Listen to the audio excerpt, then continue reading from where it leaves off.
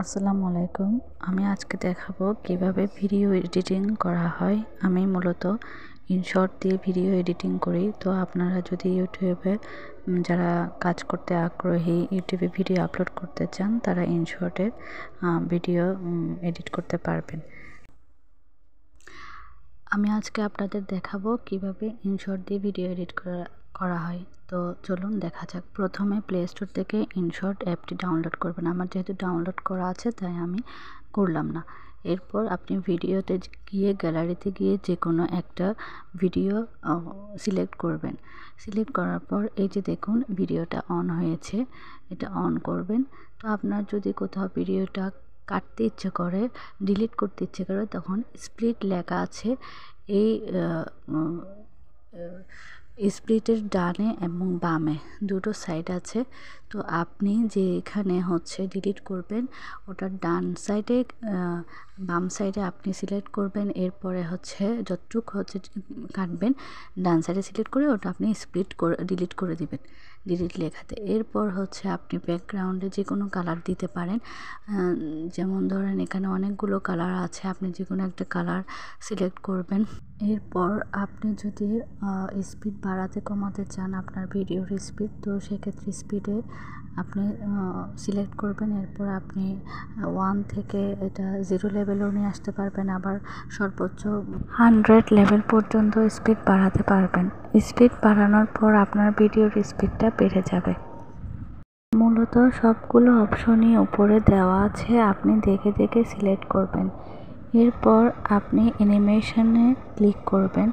যদি আপনি আপনার ভিডিওর লুকটা একটু ডিফারেন্ট করতে চান, তাহলে ওখানে বিভিন্ন স্টাইলের অ্যানিমেশন আছে। আপনি যেটা সিলেক্ট করবেন ওই স্টাইলেই আপনার ভিডিওটা ডাউনলোড হবে। এই যে দেখুন আমার ভিডিওতে অ্যানিমেশন করার পর কেমন একটা সুন্দর ডিজাইন হয়েছে। তো এভাবে আপনারা সিলেক্ট করে আপনারা বিভিন্ন ডিজাইনের ভিডিও দিতে পারেন। এরপর ভলিউমে গিয়ে আপনি ভলিউমটা মানে আগের ভিডিওর কোনো ভলিউম থাকলে এটা একদম 0তে করে আপনার নিজের ভয়েস অ্যাড করতে পারেন। এরপর অ্যাড করবেন, এখানে অডিও লেখা আছে। অডিওতে ক্লিক করার পরে আপনার ওখানে আপনি রেকর্ডে ক্লিক করবেন। এরপর আপনার ভয়েসটা রেকর্ডিং হয়ে যাবে।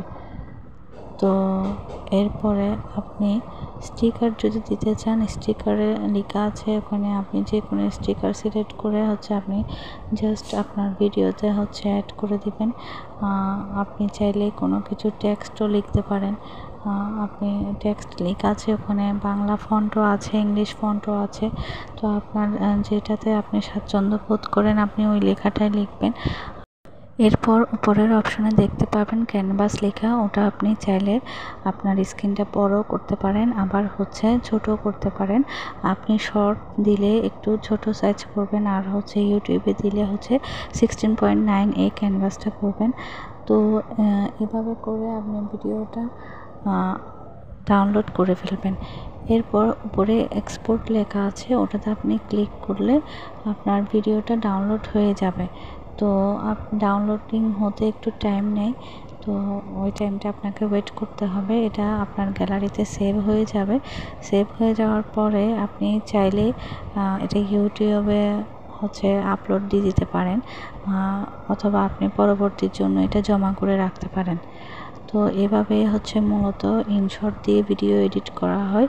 এটা খুবই সহজ, আপনারা এটা ট্রাই করতে পারেন। ওকে, ধন্যবাদ।